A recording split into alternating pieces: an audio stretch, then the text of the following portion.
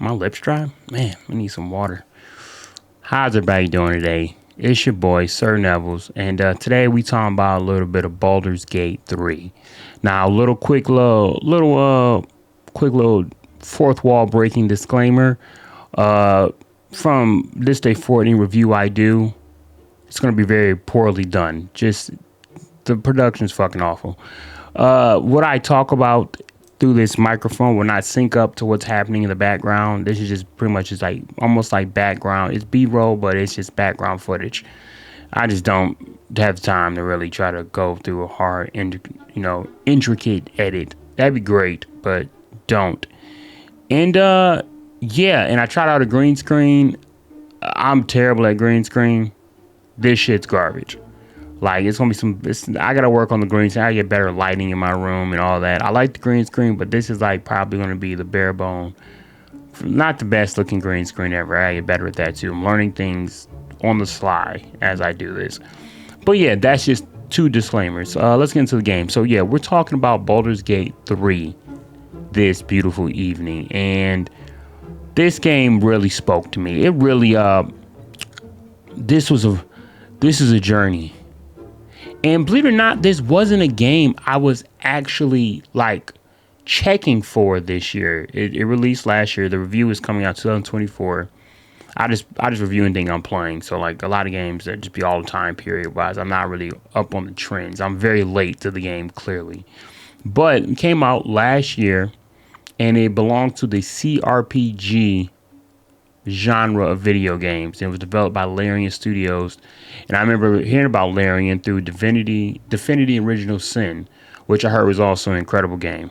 Never played it, which I come to realization there's a lot of genres in video games that I've never played, and I'm starting to think to myself, I looked in the mirror the other day and I'm like, dude, are you a fucking gamer or are you just a poser? Like, a lot of shit you haven't played, and it's getting kind of embarrassing. So we're trying to fix that, correct that in the background.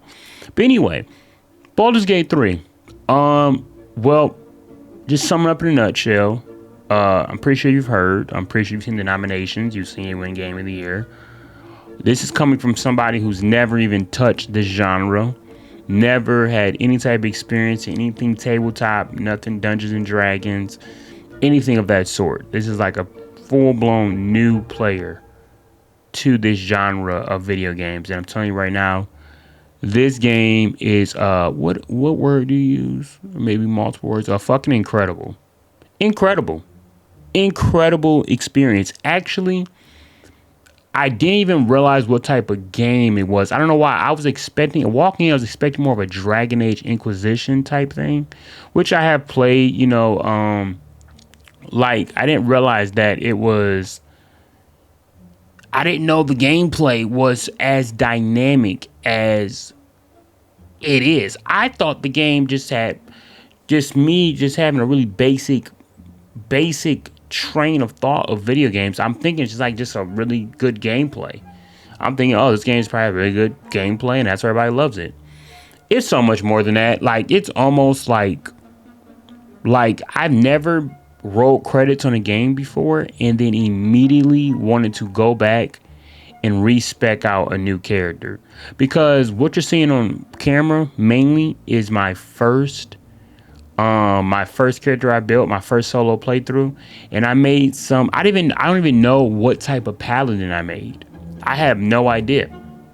I didn't realize how important builds were in this game. I did not realize that, when you make a paladin, you kind of want to play this way. If you want to make a bard, there's different classes. They got a school of sword, all type of classes of the bard. You can multi-class. You can change the class of your party members. Like, apparently I played through the game with the weakest cleric for Storm Shadow in the whole game. I didn't even know.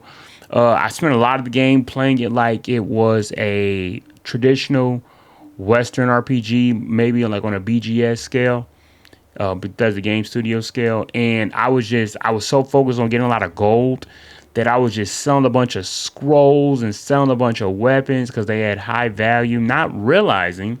I think my lips are dry. I'm licking my lips a little bit. Not realizing that like those items play are very important roles into the build of my character. I didn't even realize that. Something I realized later, which upset me. Cause I'm like, dude, I could have really spec this character out way better.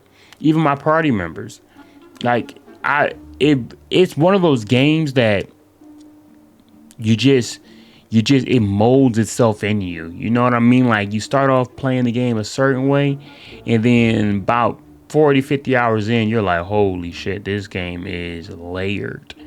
And so speaking of like, I start with the narrative. The story of the game is very, very well told. I mean, I had to go back and do some research in the previous Baldurs Gate games, and apparently there was some type of little bit of inconsistencies in the storytelling, with Larian Studios taking over, which is like, but no one discredit the game. But like, basically, the point I'm trying to make is that the the story is incredible. First of all, I think like the game got a lot of compliments for everybody being individually voice acted. Like the voice acting in this game is absolutely incredible, and every party member is individually voice acted. I think members throughout the world are voice acted. It's like it's so much key to detail work put into the game.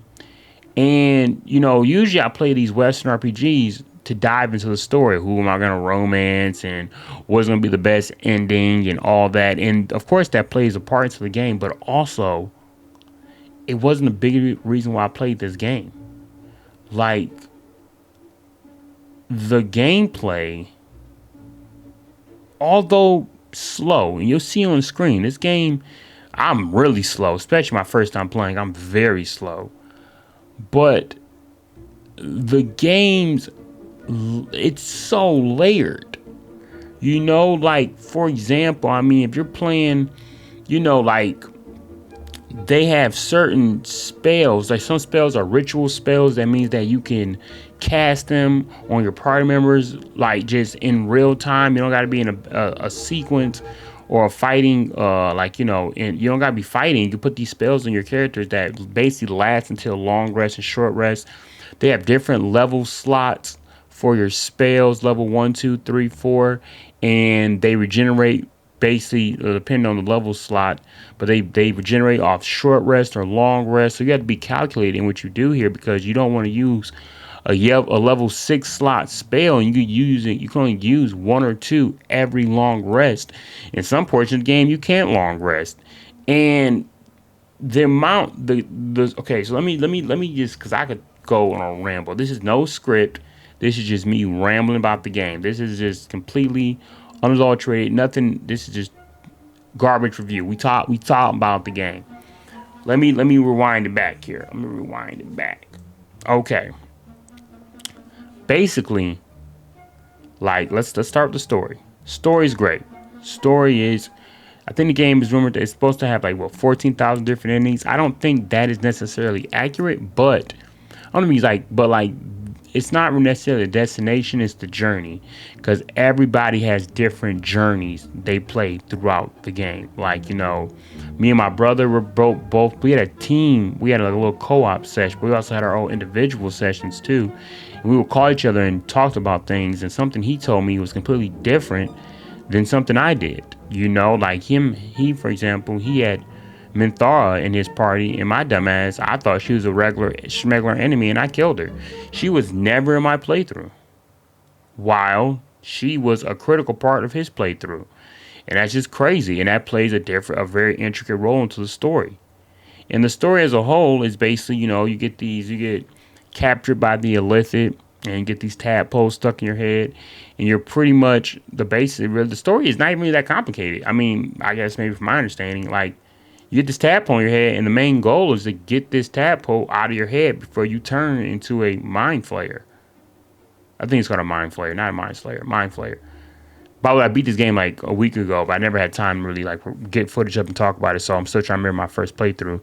But with that being said, that's pretty much the goal. You just don't want to turn into these mind flayers. And as you journey along the game, you start realizing like this tadpole on your head is giving you significant powers of the absolute, and you can communicate with people differently. You can do a bunch of different intricate things, And so it obviously, you gotta have reason to stand out. That make you feel important in this world. So clearly that tadpole makes you stand out from any mere mortal. And like any other Western RPGs, you got a bunch of romance options, a bunch of humping, a bunch of you get a character you got to fall in love with, and travel up to the distance with, and all that good stuff, and that's in the game also. And that's all well and dandy, but really the real aspect of the game that really was incredible to me was the gameplay. Gameplay was literally insane. There is so many different. You can handle the game any way you want, and I think that's a really something the developers were trying to shoot for, because Dungeons and Dragons. I never played it before, but I know it's very popular for the dynamic in which you play. You can kind of like base it as far as your imagination takes you. That is pretty much. That's pretty much you can do it. I mean, I guess within the game rule book, but you can do it as far as your imagination can take you. So clearly, a game can't fully capture that, but I feel like a game that has come as close. This is the closest game that has come to playing, I guess, legitimate digital Dungeons and Dragons, because you can do like if you don't like a party member, you can kill them. You don't have to. You don't have to invite them to your party. You can either just kill them, leave them. You can kill them, and they won't be in the game anymore. Or they can just die. You can just leave them for dead. Just leave them for dead. Don't revive them. Don't worry about getting them back. And they just won't be in the game. You can play the whole game solo. When you create your character in the beginning, you can actually be one of your companions. You can play through as one of your companions. Say you want to play as a Starion. You can play as a Starion, and the gameplay will start a little differently. Or you can play as Shadowheart. You can play as Karlach, or whoever you want to play as. And nothing will compliment the game on. The companions are incredible. They all have different plot lines. They all have growth. They all have arcs. And and based on the decisions you make, the arcs really matter. And it changes in the end of the game. My ending of the game, huge spoiler. I'm just gonna just, it's not really a review. We're just talking about the game. So I'm gonna spoil something. I had Gale in the party who had this divine nuclear bomb in his chest. And, towards the end of the game, I really want to just kind of get it over so I can start another playthrough. And there was a final boss, the Elder Brain. And I looked at him and I was like, hey, dog, you got this big ass bomb in your chest. Do you want to just light that boy up and save the world and kind of just clear my hands of it? I don't got to fight this boss. And at first he was like, nah, bro, I'm not trying to do that shit. I want to live. I'm not trying to do all that. And I was playing as a paladin, and my persuasion in speech was charisma. My charisma was super high, so it means my persuasion was really high. I had a bunch of little buffs in the back, and I had to roll a 25 or 30 to persuade him, and I rolled that. And he was like, shit, I guess you're right. All right. And we just all stayed down. He went up, and he said, boom. And that was the end of the game. And I was like, whoa. I could have done that. I didn't have to fight the last boss. I just had this dude, Gale, kill himself. I didn't really care about Gale like that. I mean, it's fucked up. But yeah, didn't really care. He died. And we all praised him, but he was done. And I was like, what? And it just shows you, there's things you do in this game that it's so much freedom. It's kind of mind-blowing. It's mind-blowing. I mean, you can look up so many videos on how people handle the Goblin Camp in Act 1. How dynamic you can go about that.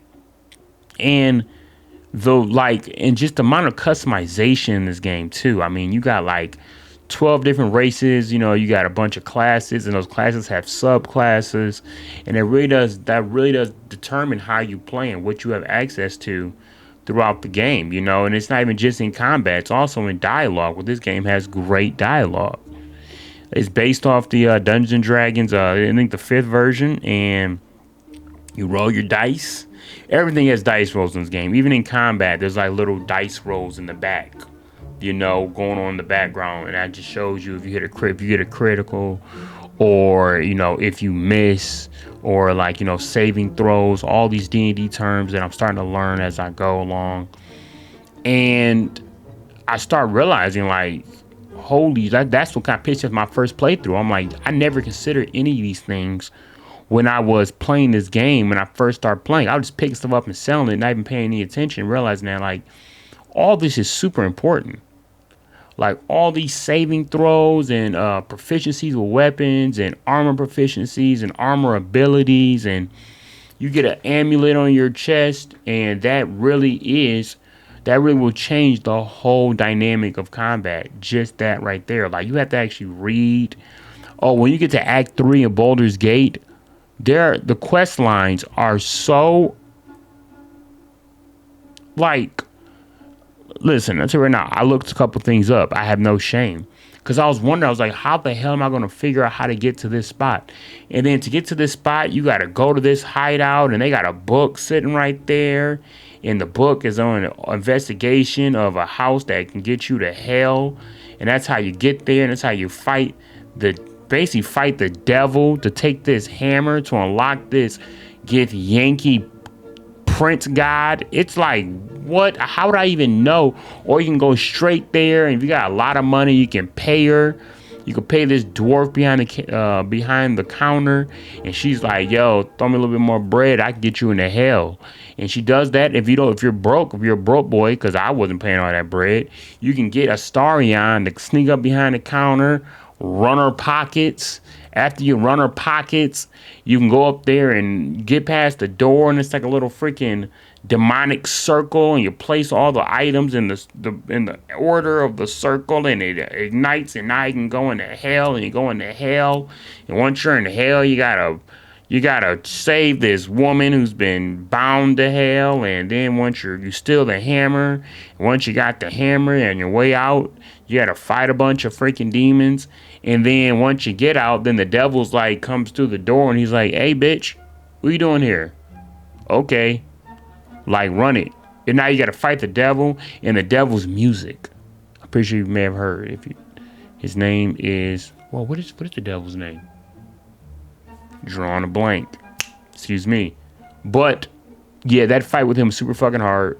It's not hard to everybody. People were like D&D kings and CRPG masters. They ran through, but I fucking struggled because I suck. But it was nuts.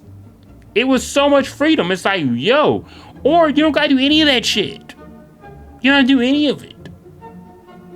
Like, that can be not part of that playthrough. You only gotta go down that route.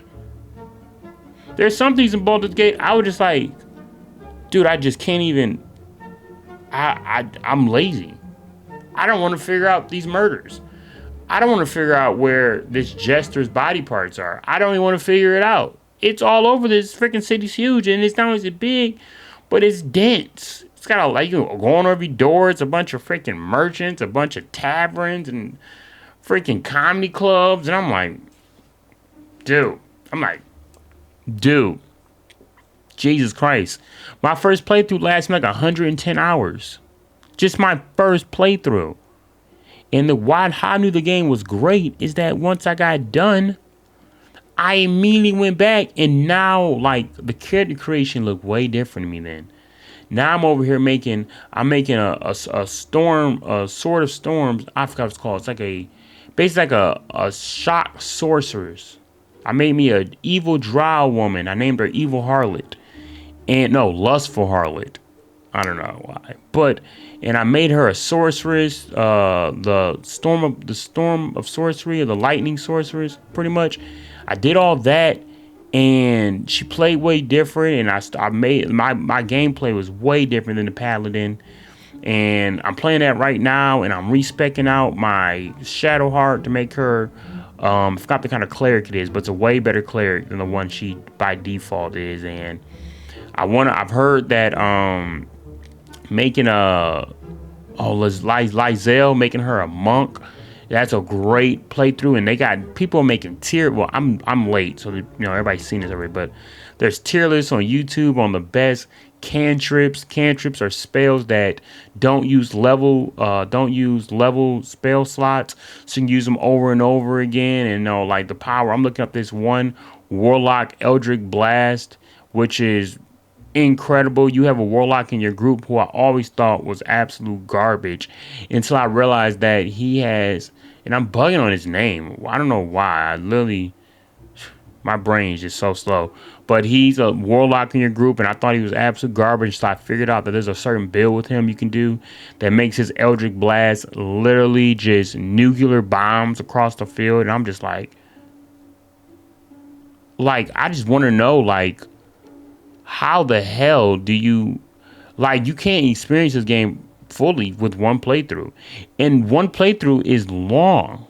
It's long. It's not like run through it. I mean, even if you skip all the dialogue and just pick what you want and just kind of space it through all the dialogue, still long. And there's so many different combination and multi-classes, and there's so many different dialogue options. I mean, people will treat you different based off your race or your class or your background, or if you got knowledge in history or religion, you can have different dialogue options. If your perception's higher, you notice things that normal characters wouldn't notice. I mean, you might notice some buried treasure, or you might notice somebody when you're having a conversation with them, they might let off a tick, and you might notice that something in their body heat changes, or something weird that it's so many different things that no one playthrough I feel will be the same. Literally just look up some videos on YouTube. I think there's a video on there where some girl explains every single outcome of the Goblin Camp, and I'm looking at that and I'm just I didn't do any of that. I forgot my Goblin Camp playthrough. I think I just I somehow got in and I kind of just brute forced my way and killed everybody. And some people did way more interesting things. Poisoning the punch, stealth killing everybody on top, which I came back and killed everybody in the Goblin Camp, when I came back, I was a level 9 paladin, and they were all level 3 and 4, so I was just fucking running through them. But when I was the same level as them, I wasn't putting in work like that. Those guys were real. But if you're a drow, they'll let you in because they like drows, because drows are evil. So they fuck with drows. But if you're a human, you can drink a potion, disguise yourself as a drow, and just kind of walk through and they think you're a drow. It's just...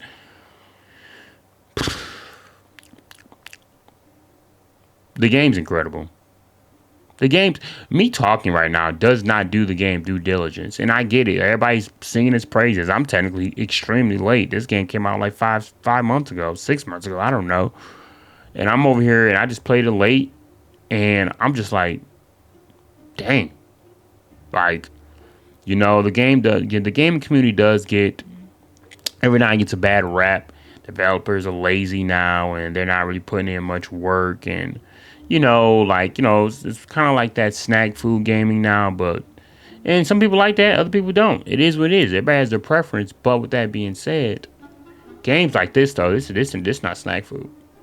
This is like a freaking 5-course meal. This is like grandma's house at Thanksgiving. This is insane. This is something you're gonna want to come back for more. You're just gonna want to come back for more, because at the end of the day, the game's quality. There's no, it's not for everybody. It's not. It can be honestly kind of a hard sell, especially with being turn-based. Being turn-based based off Dungeons & Dragons, you know what I'm saying? It's not your game for every, it's not your every gamer game.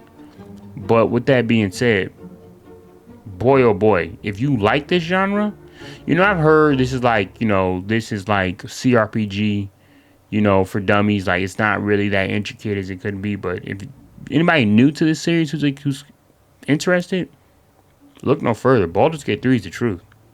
It's the truth.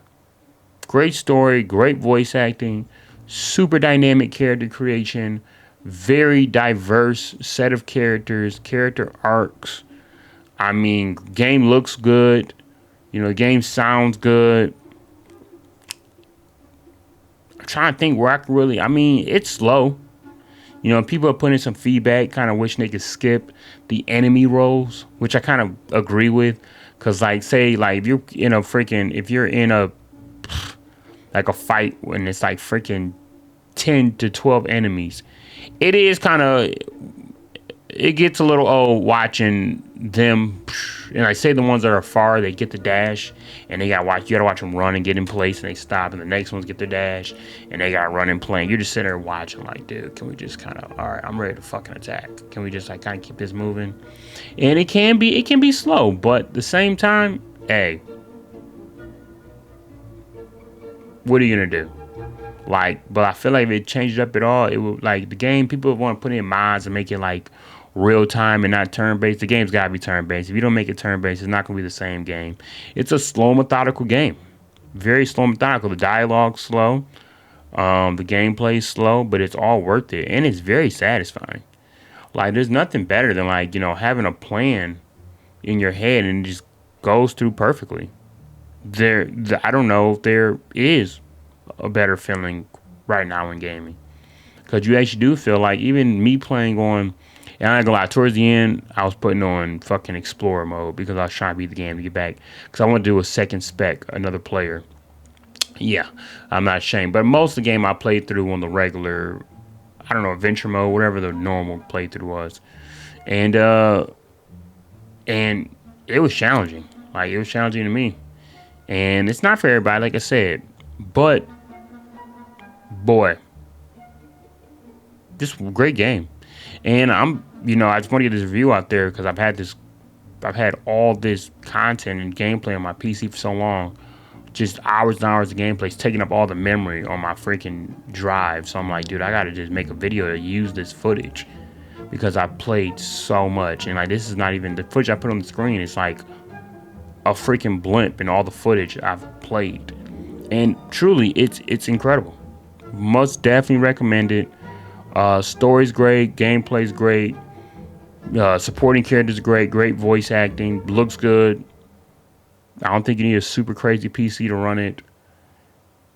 Oh, I didn't mention how it's fucking cooperative. The whole thing is cooperative, and it's not like Fable 2 cooperative. Like, no, if you're playing in a game, you can do whatever the main player in the game is doing. You can do whatever. You could fucking completely tank a playthrough by doing something stupid, and that's just what you do. That's like, you're not stopping. You do whatever you want. You can romance characters in co-op. Your freaking boy can be a peeping Tom. He's like, oh shit, like, it's crazy. It's crazy. I don't know what else I can say about this game, because I can go on. I probably go on about it for another hour. I don't know how long I've been doing this right here, but it's getting towards the end. I gotta wrap it up. But long story short, game's incredible. Best reason why I won Game of the Year.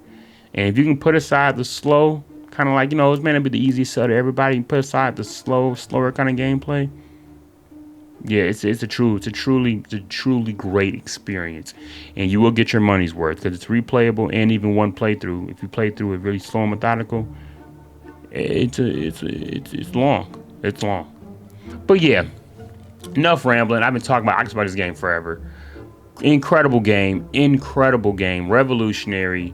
Completely gives it's the definition of role playing. You can role play anything you want in the game. It's the best role playing game I've played in my entire life, and I played a lot of role playing games. Best one. And yeah, it's a gem. It will be looked at as a standard for a very long time.